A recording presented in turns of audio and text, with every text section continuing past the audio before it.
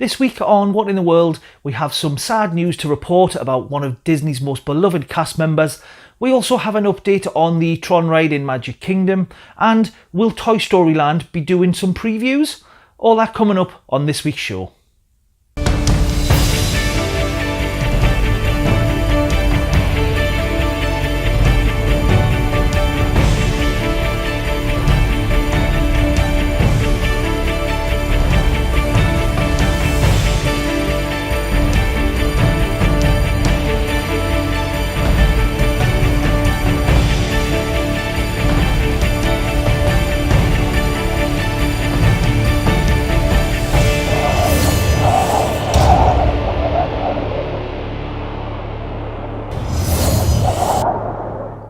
Hi and welcome to this week's What in the World, the show where we take a look at the last 7 days of Walt Disney World news.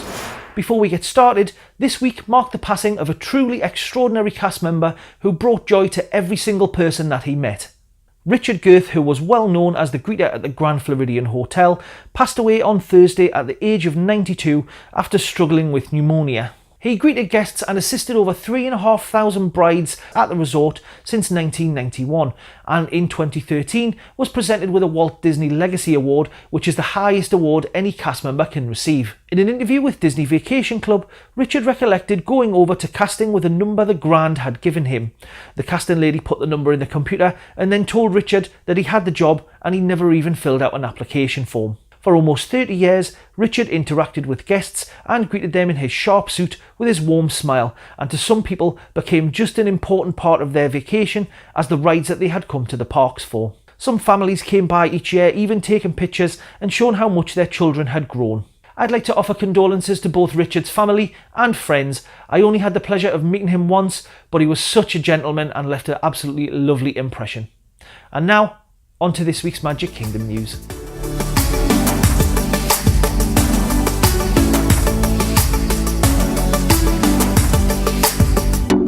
So just in case you haven't heard, Disney is building a Tron roller coaster in the Magic Kingdom, which will be the same as Shanghai Disneyland's version. The ride in Shanghai is just over 1 minute long, has a 0 to 60 launch, and also features a unique flying ride system that puts riders in a forward leaning position on their stomach and chest as you're simulating riding a light cycle from the movie. Now, last time we spoke about the ride, land clearing was taking place and you could only just start to see the Cinderella Castle from outside the parks. So before we take a look at the latest update, let's just remind ourselves of the concept art that was released, where we can see what the finished ride will look like and also how well it would fit in next to Space Mountain, and also the new Tomorrowland white colour scheme. Now if we have a look at the latest wide image from Nearmap, this gives us an idea of just how big the project is, with a size of 30 acres including the canal and the pond reconfiguration. In this photo, which was taken from the top of the Contemporary, we can see the ongoing work to ready the site, and as part of the work there's also still work going on in the north of the site on the lake.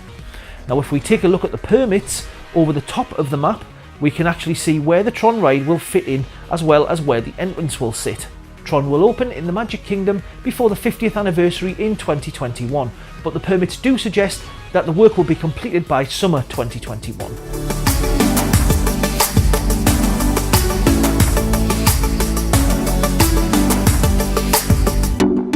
So first up in Hollywood Studios this week, we're hearing information from the D23 website that might point towards a D23 preview of Toy Story Land. The D23 fanfare page shows that plans either are or were in place for the event at Hollywood Studios on June 22nd. Now this info was found via code on the site, much like the name for Star Wars Galaxy's Edge was leaked the night before the announcement. Now at the minute there's no information on whether this event will take place or not, as construction has fallen behind a little bit, and unlike Pandora, there have been no kind of announcements on soft openings or previews of the land.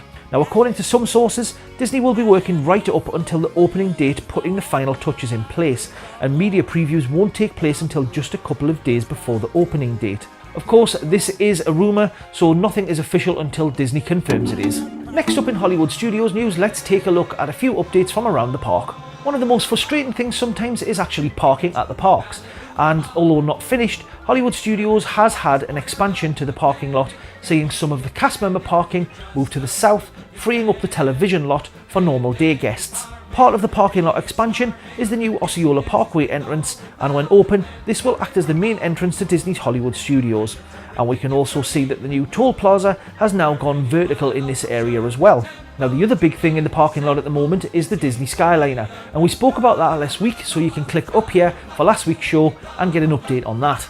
In Star Wars Launch Bay, new props have arrived from Solo, including costumes and models that were used in the production of the new movie. Also at Real Vogue, next to where Sweet Spells used to be, the Incredibles have taken over and there's plenty of merchandise, so you should be able to find anything you need there.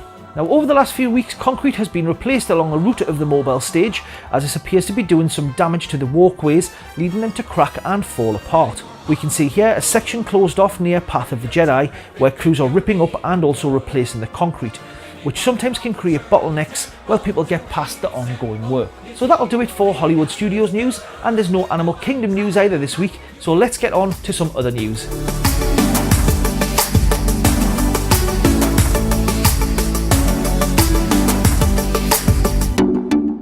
So we spoke a couple of times about Disney's minivan service, as they've rolled out the vans to the entire resort since the introduction last year. The service uses the Lyft app and can be ordered from any resort, Disney Springs and the parks, and it's a flat fee of $25 to travel anywhere on property. Now there were always slightly larger minivans that were able to assist guests with any special needs, and these used the Ford Transit 150 as seen here. While these were larger than the Chevy Traverse normally used, they can still only accommodate one wheelchair. Disney have now added two other larger vans, which are Ford Transit 350s, and these are equipped with wheelchair lifts and should be able to fit more than one wheelchair, making the service more accessible to more people. Cirque du Soleil La Nouba closed last year at Disney Springs, and Disney announced in December that there would be a new collaboration between themselves and Cirque, which would be coming. Disney told us that this new collaboration would pay homage to Disney's rich history of animation, using a vivid story in only the way Cirque du Soleil can tell them.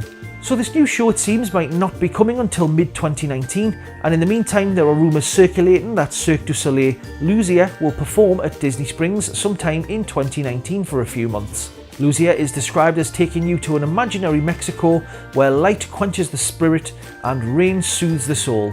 There's no formal announcement from Disney or Cirque on this event yet. So for those who can't travel to the happiest place on earth in 2018, packages will be available for the 2019 arrivals from June the 19th. Through the Walt Disney Travel Company, you'll be able to book your packages for arrivals through January 1st to December 31st, 2019. But don't forget, you can only book up to 499 days in the future. With Toy Story Land opening next month, and then Galaxy's Edge opening next year, and also Mickey and Minnie's Runaway Railway opening sometime either this year or next year, it's going to be a busy time, so make sure you get your tickets booked. So last week we spoke about the Disney Skyliner at Hollywood Studios. This week we have a little bit of an update from the Caribbean Beach Resort. First up, the station at the Caribbean Beach is starting to take shape, and we can actually see it has that A-frame shape that a lot of the other buildings at the resort have as well. We can also see some of the running wheels have now been installed. In the concept art, we can see the gondolas will go right over the resort rooms, and some of the towers have been placed quite close to some of the rooms. By all accounts, these pillars are much taller than a lot of the other pillars to make sure the Skyliner goes right across the rooftops. The Skyliner at the moment is still scheduled to open mid-2019.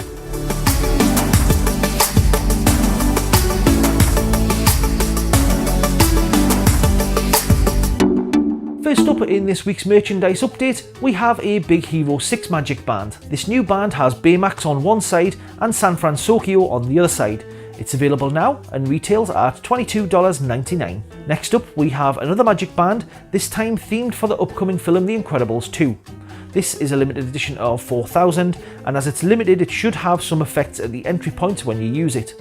This is themed to Jack Jack and is $32.99. Also this week, a limited edition pin themed to Muppets Vision 3D was released. Now this is limited to 1,500 pieces and retails at $16.99. Finally this week, as the Incredibles have taken over Tomorrowland, there is a lot of new merchandise that is themed to the Tomorrowland Expo. There's a new t-shirt which is $27.99, and there is also a child t-shirt which is $21.99. There are also Tervis cups available for $26.99, and over at the Space Mountain gift shop, the D-Tech on-demand kiosks there have a phone case and also magic bands available. That's it for another week's episode from What in the World. Now I'm excited for Disney's Skyliner, as you probably can tell because I keep giving you updates on it. Let me know in the comments, Which would be your favourite way to get around Walt Disney World Resort? Would you prefer the Skyliner or would you prefer the monorail? Let me know in the comments below. Now if you did like this week's show, please give us a massive thumbs up as that will help us out on YouTube. And don't forget, while you're there, hit that subscribe button and also that notification bell so you never miss an upload of the show. Now don't forget, you can find us with all the week's news on Facebook and Twitter at What in the D World. And until next week, thanks for watching and we'll see you real soon.